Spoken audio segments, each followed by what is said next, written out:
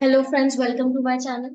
आज की वीडियो में हम लोग आईटीआर 2 से रिलेटेड देखेंगे फटाफट से कि कौन से शेड्यूल में क्या क्या चीजें आप फिल कर सकते हैं। दो तरीके से आईटीआर 2 आप फाइल कर सकते हैं, एक ऑनलाइन और एक ऑफलाइन। ऑफलाइन के लिए आपके पास कॉमन ऑफलाइन यूटिलिटी भी है और एक्सेल बेस्ड यूटिलिटी है। कॉमन ऑफलाइन यूटिलिटी में आपको प्रीफिल्ड जो जेसन फाइल है वो डाउनलोड करनी रहती है पोर्टल से। ये मैंने अपने आईटीआर 1 वाले वीडियो में भी स्टार्टिंग में एक्सप्लेन किया है कैसे आप डाउनलोड कर सकते हैं प्रीफिल्ड डेटा और उसको कैसे इंपोर्ट कर सकते हैं कॉमन ऑफलाइन यूटिलिटी में। जैसे ही आप इंपोर्ट करेंगे और प्रोसीड करेंगे उसके बाद ऑनलाइन और ऑफलाइन का प्रोसीजर बिल्कुल सेम है। एकदम ऐसा लगेगा कि आप पोर्टल में ही फिल कर रहे हैं। आईटीआर 2 सिलेक्ट किया है। आईटीआर 2 किन किन लोगों के लिए है?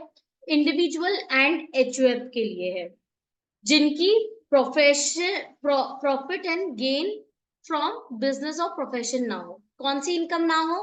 Profit and gain of business और प्रोफेशन। पीजीपीपी से कोई इनकम नहीं होनी चाहिए। इसके अलावा कोई भी इनकम चलेगी, वो आईटीआर 2 भर सकते हैं। फॉरेन इनकम भी है तो भी आप आईटीआर 2 ही भरेंगे। एक से ज्यादा हाउस प्रॉपर्टी है तब भी आईटीआर 2 ही भरेंगे। एग्जेम्प्ट इनकम आपकी 5000 एंड अबव है तो आईटीआर 2 एप्लीकेबल होता है। तो ये सारी कंडीशंस है जब आप आईटीआर 2 फिल कर सकते हैं आराम से।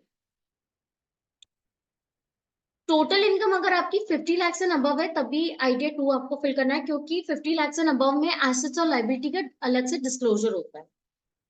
फर्दर जब हम प्रोसीड पे क्लिक करते हैं तो वो ये रीजन पूछते हैं कि आप इनकम टैक्स रिटर्न क्यों फाइल कर रहे हैं। क्या आपकी taxable income basic exemption limit से अबव है या फिर 7 प्रोविजन टू सेक्शन 139(1) की कोई कंडीशन अट्रैक्ट हो रही है, एक या एक से ज्यादा अट्रैक्ट हो रही है, तब भी आप इसको टिक कर सकते हैं।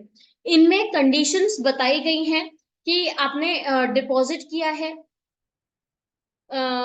एक वन टाइम या एक से ज्यादा बार करेंट अकाउंट में 1 crore and above amount exceed हो रहा है, या आपने कोई एक्सपेंडिचर इंकर्ड किया है रिलेटेड टू फॉरेन ट्रैवल या स्पॉन्सर किया है किसी का ट्रैवल जिसका जो खर्चा है वो 2 लाख रुपए से ज्यादा का है, या आपने साल भर में जो कंजम्पशन की इलेक्ट्रिसिटी की वो 1 लाख एंड अबव है। इसके अलावा और भी कंडीशंस है जो कि क्लॉज 4 में बताई गई हैं। अगर ये कंडीशंस के कारण आप रिटर्न फाइल करें तो आप सेकंड पॉइंट सिलेक्ट करेंगे। अदर्स तब सिलेक्ट करेंगे अगर आपके ऊपर के 2 पॉइंट्स एप्लीकेबल नहीं है, बट तब भी आप रिटर्न फाइल करो। फॉर एग्जांपल रिफंड के केस में तो आपको अदर्स सिलेक्ट करना है। ऐसे ही आप कोई भी एक सिलेक्ट करेंगे और कंटिन्यू पे क्लिक करेंगे। उसके बाद वो आपसे शेड्यूल्स पूछेगा। अब आईटीआर 2 क्या है? आईटीआर 1 से थोड़ा सा बड़ा है। थोड़ा सा बड़ा कैसे? क्योंकि इनकम के हमारे पास 4 हेड है। एक है सैलरी, एक है हाउस प्रॉपर्टी, एक है कैपिटल गेन और लास्ट है अदर सोर्सेस। बट आप यहाँ पर देख सकते हैं, यहाँ पर तब भी शेड्यूल्स बहुत सारे हैं। 4 हेड्स है तब भी शेड्यूल ज्यादा है। क्यों? क्योंकि कैपिटल गेन में फर्दर बाइफिकेशन है। कैपिटल गेन वाले जो हेड है उसके फर्दर बाइफिकेशन होता है 112A, 115ADA। Virtual digital asset है तो उसके लिए शेड्यूल अलग है। वैसे ही अदर सोर्सेज की बात करें तो स्पेसिफाइड पर्सन इनकम अगर आप डिस्क्लोज कर रहे हैं, स्पेसिफाइड पर्सन मतलब स्पाउस की इनकम है बट वो क्लब हो रही है, माइनर चाइल्ड की इनकम है वो भी क्लब होती है, तो इस प्रकार की कोई इनकम है तो आपको स्पेसिफाइड पर्सन शेड्यूल भी सिलेक्ट करना है। इसी के तरह स्पेशल इनकम होती है। कुछ कुछ इनकम है जो कि स्पेशल रेट से टैक्सेबल होती है इनकम टैक्स में। तो अगर ऐसी कोई इनकम है तो शेड्यूल एसआईबी सिलेक्ट होता है। एग्जेम्प्ट इनकम के लिए अलग से शेड्यूल है। वैसे कोई इनकम है जो कि पास थ्रू है, जहां पर सेक्शन 115 यूए 115 यूबी ये एप्लीकेबल है, तो आपको पीटीआई शेड्यूल सेलेक्ट करना है। वैसे अगर आपकी फॉरेन इनकम है तो फॉरेन इनकम के लिए आपके पास फॉरेन सोर्स इनकम शेड्यूल और टैक्स रिलीफ शेड्यूल ये दोनों सेलेक्ट करके फिल करना जरूरी है। तो ये तो आपकी सारी शेड्यूल्स हो गई। इसके बाद डिडक्शन के शेड्यूल्स होते हैं। डिडक्शन में 80C से लेके 80U तक, इसके अलावा जितने भी आपके शेड्यूल्स एप्लीकेबल हैं वो आप सिलेक्ट कर सकते हैं। टैक्सेस में कंप्यूटेशन ऑफ टैक्स और कंप्यूटेशन ऑफ इनकम, ये दो जो शेड्यूल है ये कंपल्सरीली मैंडेटरी है जो ऑटोमेटिकली सिलेक्टेड रहते हैं। इसके अलावा आपने खुद से जो टैक्स पे किया है, भले ही वो एडवांस टैक्स हो, सेल्फ असेसमेंट टैक्स हो, तो आपको वो शेड्यूल अलग से आईटी वाला सिलेक्ट करना है। Tax deducted at source, TDS है तो आपको TDS schedule, tax collected at source है तो टीसीएस शेड्यूल, ईसॉप है, स्टार्टअप है कोई कंपनी और उसने अपने एम्प्लॉयज को ईसॉप्स दिए हैं, जो कि सेक्शन 17 सबसेक्शन 2 क्लॉज 6 में कवर्ड है, तो उसके लिए सेपरेट शेड्यूल है। इसके अलावा भी कुछ छोटे मोटे शेड्यूल्स हैं, जैसे कि CYLA, BFLA, CFL, इन तीनों में काफी डाउट होता है लोगों को कि ये कैसे फिल करना है, ये भी मैं आपको वीडियो में बताऊंगी। ये तीनों ही कंपलसरी शेड्यूल्स है। फॉरेन एसेट, अगर आपकी फॉरेन, आप रेसिडेंट है और आपकी फॉरेन में कोई एसेट है, तो आपको शेड्यूल फॉरेन एसेट फिल करना मैंडेटरी। अगर आप ये नहीं करते हैं तो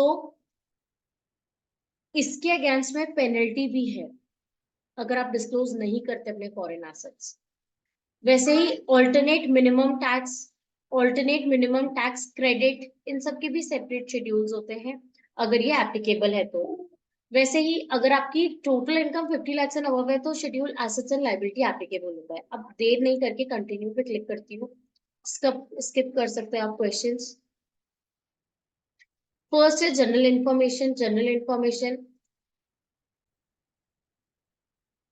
इसमें आपको अपनी कॉन्टैक्ट डिटेल्स, एड्रेस, फाइलिंग आप किस सेक्शन के तहत कर रहे हैं, ये सब ऑटोमेटिकली फिल्ड है।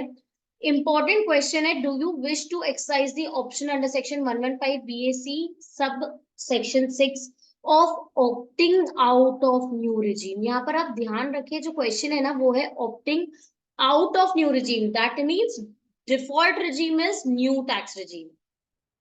आपको अगर ओल्ड टैक्स रिजीम ऑप्ट करना है तो आपको यहाँ पर यस सिलेक्ट करना है। अगर ओल्ड टैक्स रिजीम आप सिलेक्ट करना चाहते हो तो यहाँ यस सिलेक्ट करिए, तो ही आप ओल्ड टैक्स रिजीम सिलेक्ट करोगे। इसमें क्या है, पिछले साल तक यहाँ पर हम न्यू टैक्स रिजीम ऑप्ट करने के लिए सिलेक्शन करते थे, यहाँ पर आपको opt out, that means old regime select करने के लिए यस क्लिक करना है। यहाँ बताया भी गया है, please be noted that you will not be eligible to set off house property loss and nor eligible to claim following deduction allowances under default tax regime. That means default tax regime is new tax regime, उसमें आप ये following deduction claim नहीं कर सकते। कौन कौन से हैं ये?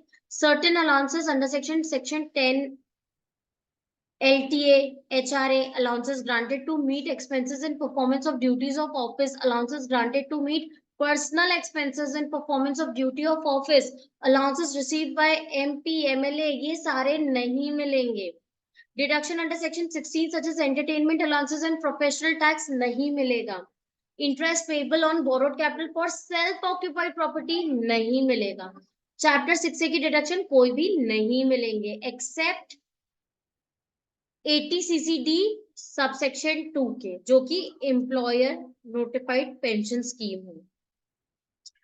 तो ये आपको छोटा सा हेड्सअप दिया है।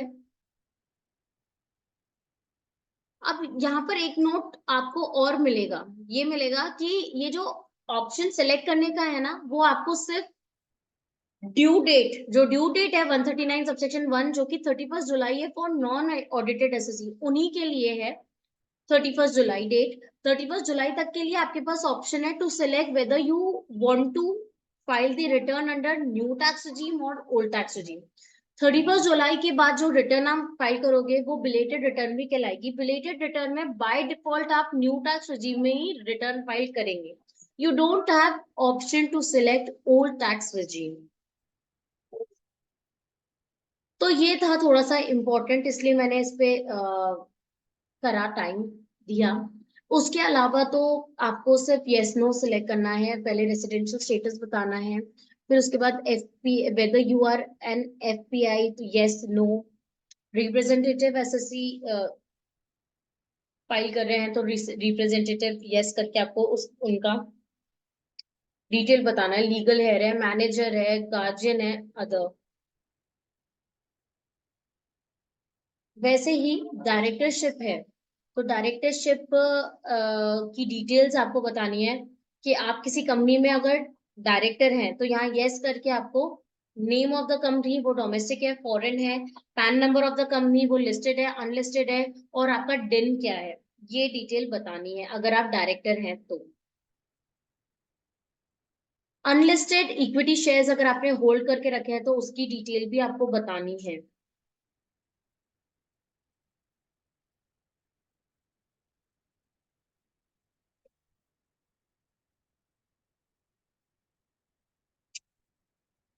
बैंक डिटेल्स बतानी है, बस ये डिटेल्स है आपके। अब हम सैलरी शेड्यूल को देख लेते हैं। सैलरी शेड्यूल में आपको एक से ज्यादा अगर एम्प्लॉयर से आपकी सैलरी है तो आप ऐड अनदर पे क्लिक करके दूसरे एम्प्लॉयर को भी ऐड कर सकते हैं। ग्रॉस सैलरी में सबसे पहले आपको टोटल सैलरी ही बताना है, या name of the employer, tan, address, town, state, pin, ये सारी चीजें बताना है। नेचर ऑफ द एम्प्लॉयर क्या है, सेंट्रल गवर्नमेंट है, स्टेट गवर्नमेंट है, पीएसयू है, पेंशनर है तो CG, SG, central government, state government, PSU, pensioners, other pensioners. अगर प्राइवेट सेक्टर है तो आप अदर सिलेक्ट कर सकते हैं। तो ये आपको इतनी नेचर ऑफ एम्प्लॉय की डिटेल देनी है। नेचर ऑफ सैलरी यहाँ बतानी है। नेचर ऑफ सैलरी में सबसे पहले बेसिक आपको बतानी है। बेसिक में यहाँ पर आप जो आपके अगर कोई अलाउंसेस है जिसका आप डिडक्शन ले रहे हैं, फॉर एग्जाम्पल एचआरए, एचआरए का अगर आप डिडक्शन ले रहे हैं तो यहाँ पर आपको एचआरए का बाइफर्केशन भी बताना है, तभी आप नीचे क्लेम करेंगे। ये गलती करते हैं काफी लोग, और उसके बाद क्या है, प्रोसेसिंग के टाइम पे वो डिसअलाउ हो जाता है एचआरए। तो बेसिक में आपको वो अलाउंसेस को डिडक्ट करना है जो कि आप सेपरेटली एज डिडक्शन क्लेम कर रहे हैं। और कायदे से अगर आपके पास फॉर्म 16B है तो आप ब्रेकअप भी बताइए, वो सही रहेगा। पर्पसेस है तो उसकी डिटेल बताइए। Profit in lieu of salary है एज पर सेक्शन 17(3), ये भी सेम है लास्ट ईयर जैसा। कोई रिटायरमेंट बेनिफिट अकाउंट है आपका और उससे कोई इनकम है तो आप 89A का डिडक्शन ले सकते हैं। सबसे पहले आपको इनकम बतानी है, उसके बाद आप रिलीफ क्लेम करोगे।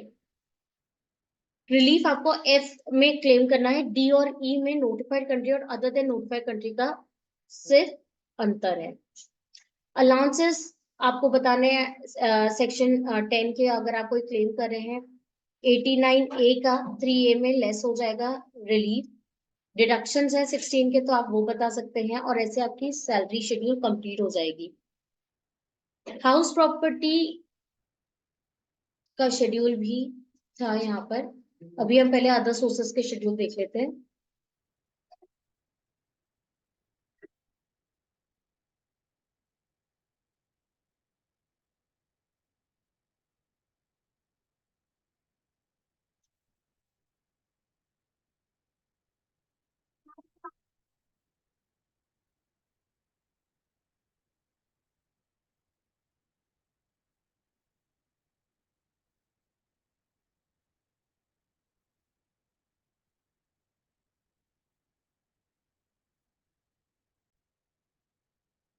अदर सोर्सेस शेड्यूल में वो इनकम आती है जो कि स्पेसिफिक शेड्यूल, स्पेसिफिक हेड में नहीं कवर होती, जैसे salary, house property, capital gain, इन सब के अलग ही शेड्यूल होते हैं। तो जो भी इनकम इन शेड्यूल्स में कवर नहीं होती वो सब अदर सोर्सेज में आती है, जैसे इंटरेस्ट की इनकम, डिविडेंड की इनकम, फैमिली पेंशन की इनकम,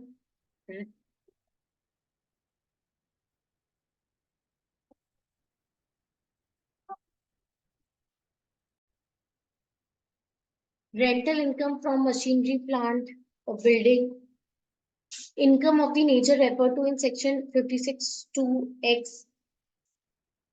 इसमें आपके अदर सोर्सेस में सेक्शन है, सेक्शन 15 बहुत डिटेल में है।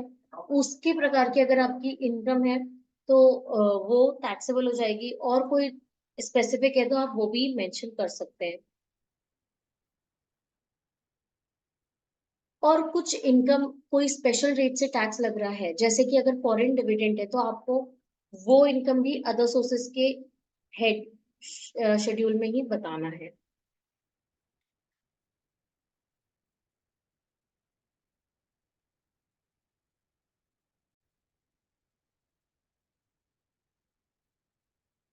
यहाँ ऐड डिटेल में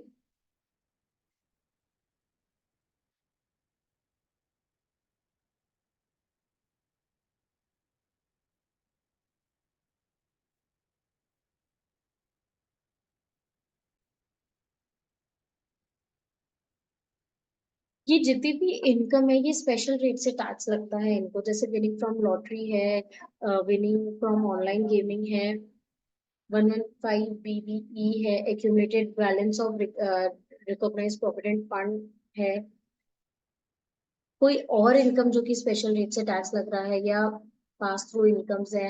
यहाँ पर आप देख सकते हैं लास्ट जो है वो है amount included in 1 and 2 above which is claimed as chargeable at special rate in India as per DTAA। तो फॉरेन डिविडेंड अगर आपकी है तो वो F पॉइंट में आप बताएंगे। फॉरेन डिविडेंड से रिलेटेड भी मैं सेपरेट वीडियो बनाऊंगी। कोई डिडक्शन है तो आप डिडक्शन बता सकते हैं अदर सोर्सेज में, मतलब जो भी इनकम है अदर सोर्सेज की उसके अगेंस्ट भी आप एक्सपेंसेस क्लेम कर सकते हैं। रिलीफ 89A की है, आप वो भी क्लेम कर सकते हैं। कोई ऐसी इनकम है जो कि रिटायरमेंट बेनिफिट अकाउंट से है, आप रेसिडेंट है और आपने आप रिटायरमेंट बेनिफिट अकाउंट हेल्ड करते हैं तो उससे कोई इनकम हुई है तो आपको वो इनकम बतानी है। अगर इंटरेस्ट इनकम है, डिविडेंड इनकम है, तो वो अदर सोर्सेज में आएगी।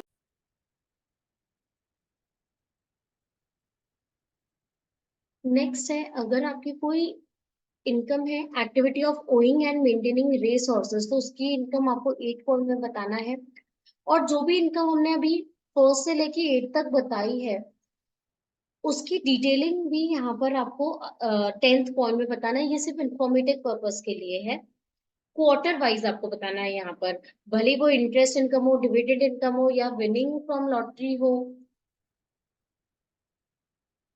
कोई भी प्रकार की इनकम हो आपको यहाँ क्वार्टरली डिस्क्लोजर्स देने हैं। तो ये आपके अदर सोर्सेज शेड्यूल में कवर होगा।